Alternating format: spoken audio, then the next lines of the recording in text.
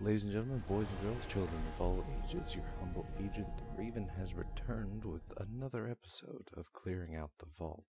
Today's target, the Scout Rifles of Destiny.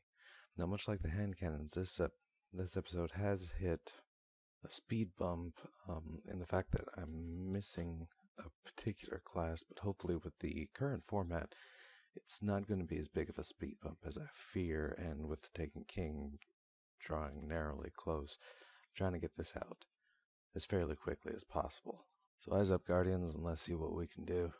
Let me start off, as per normal, with the highest rate of fire, lowest impact variance. This particular variant starting off in the dark below with the beeline trauma available from the Crucible Quartermaster, as we move on to the House of Wolves variants with the Deadshot Luna SR1 available from the Dead Orbit vendor, the NL Shadow 701X found as a Crucible match drop, and rounding off with the Wolf's Leash, available from Varix for Weapon Core, or from a Judgment's Chance with the Weapon and Armor Core, and an Elemental Variation dropping off Skull Loss in the level 35 Prison of Elders.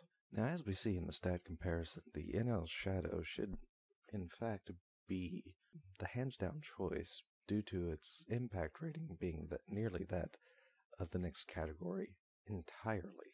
But in comparing it to the 1-1 Synthete, I did not see it doing comparable damage. Now, I have not been able to confirm if its impact rating is indeed any higher to its other classes, because I do not have one of the other two to be able to compare it to.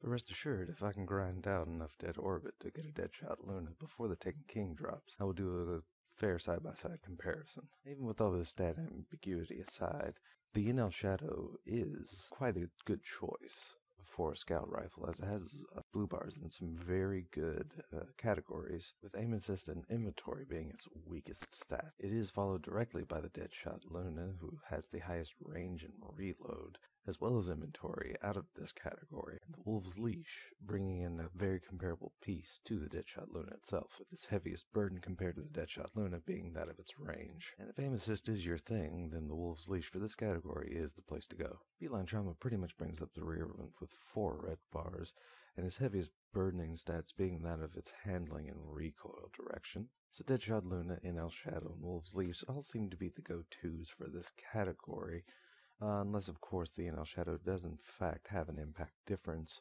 between its brethren, pending further investigation there.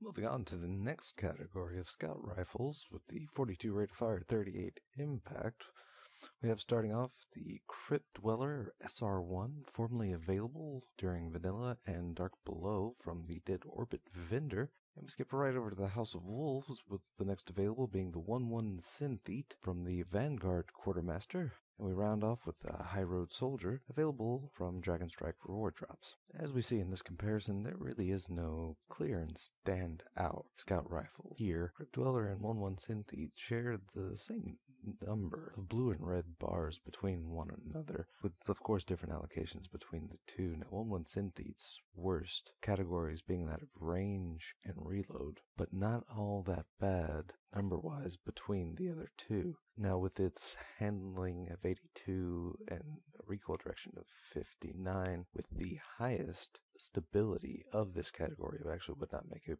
bad full auto scout rifle, while Crypt Dweller, on the other hand, well, with the recoil direction of 41, it would certainly be more beneficial to keep it as a single-shot scout rifle. And High Road Soldier itself, with the recoil direction of 80, with a stability modding perk, wouldn't make a bad full-auto scout rifle itself. The recommendations for this category are fairly simple, with my own pretty much being that of the 1-1 Synthete, though however the Crypt Dweller SR1 definitely being a comparable second place. This is where things start to get a little hectic as we move on into the most populated category of scout rifles. The rate of fire 37, impact 48. Starting off with the vanilla variations, we have the Cryptic Dragon from the Crucible Quartermaster, the Calling found from Vanilla Future War Cult vendor, Crusader 1 found from Vanilla New Monarchy vendor, the Vision of Confluence dropped from the Vault of Glass on Atheon on normal mode, the one weapon that still escapes me.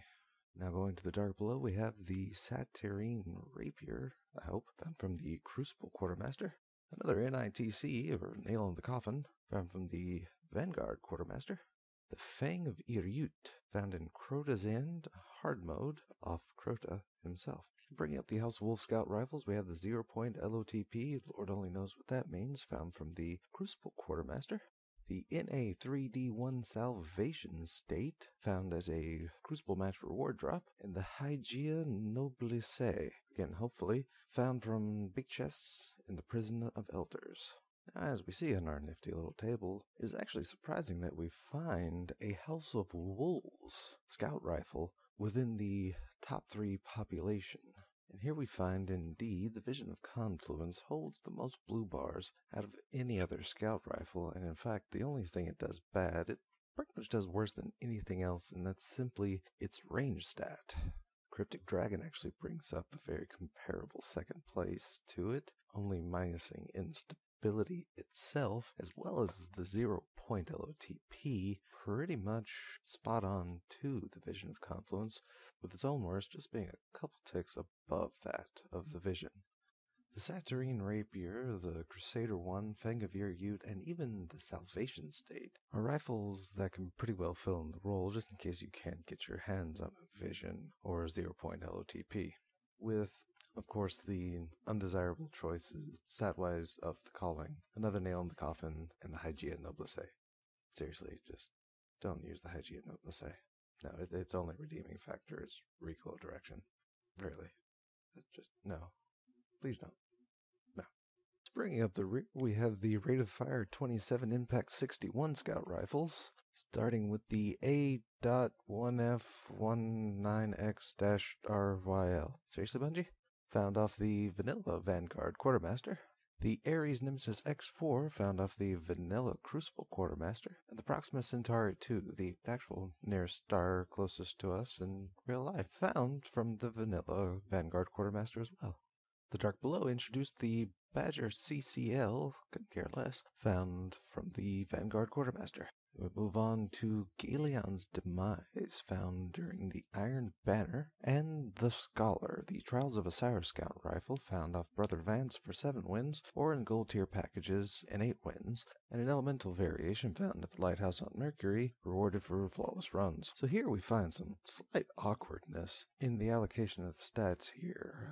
Technically, best in class, following the old format, should be the RYL, with it holding 4 blue bar stats, but of course it also has the most red bar stats, which is an awkward phenomenon, but then again we start off with the least red bar stats, which belongs to the Badger CCL, its worst stat holding in range. Next comparison, the Ares Nemesis X4, with only recoil direction and magazine size being its worst stats, and holding best in reload, handling, and inventory. The Proxima Centauri actually holds the best range stat in class, and Galeon's Demise not being a bad scout rifle in and of itself, holding the best magazine size and recoil direction, but still not an advised full auto scout rifle considering quite low stability there. And the Scholar still being a quite good scout rifle, sharing the range with the Badger CCL and the lowest magazine size.